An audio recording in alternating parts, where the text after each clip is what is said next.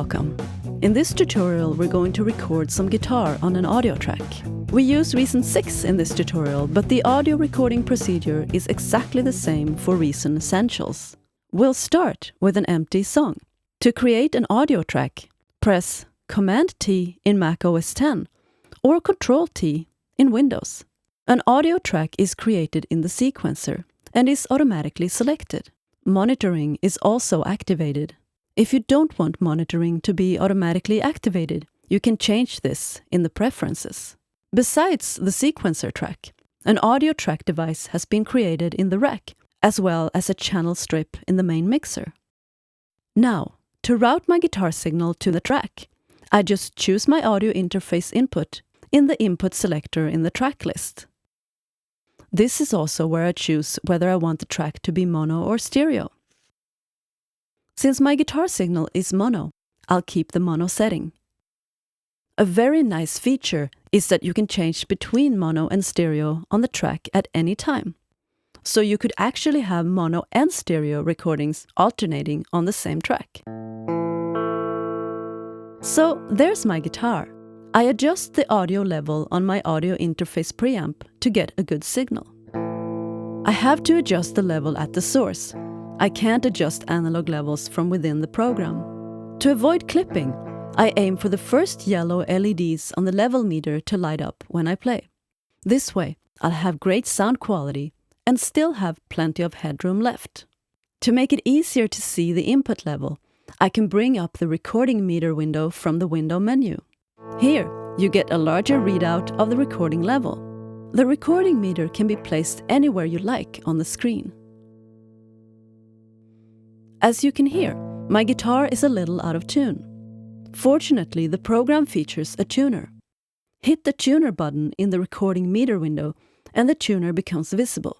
Now, let's tune the guitar. Just tune the strings one by one according to the arrow LEDs in the tuner.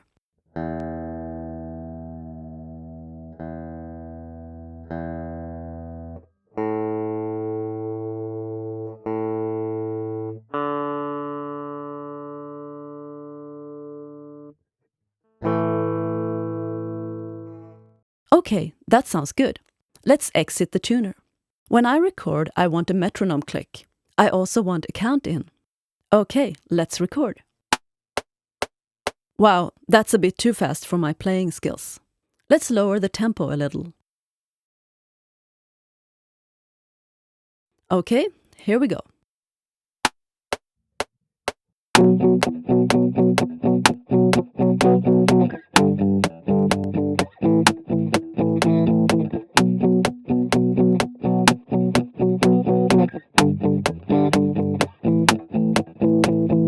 Let's listen to the recording.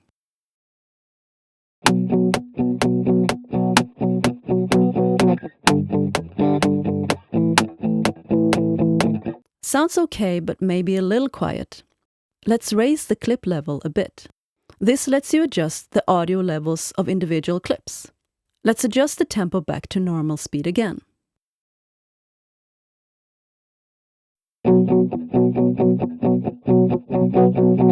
As you can hear, a specially developed high-quality stretch algorithm is used to adjust the audio to the new tempo without affecting the pitch. Now, if I want to record on a new track with exactly the same guitar sound, track, and mixer settings, there is a very nice function for this, the dub function. When I click the dub button, the selected audio track, as well as all its track and mixer channel settings, are duplicated to a new track. Now, I can record on the new track and have my previous track play along.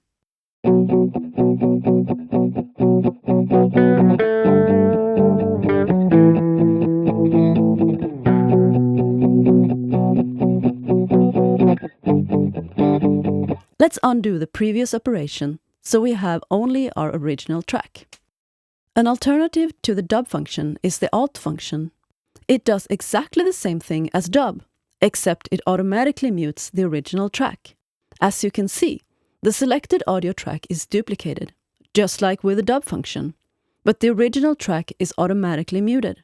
This is great if you only want to hear the track you're recording. You could then just unmute the original track if you wanted to play back along with the new track. The dub and alt functions can also be used during recording, while the sequencer is still running. So, that's how you can record audio in the sequencer. Simple and straightforward.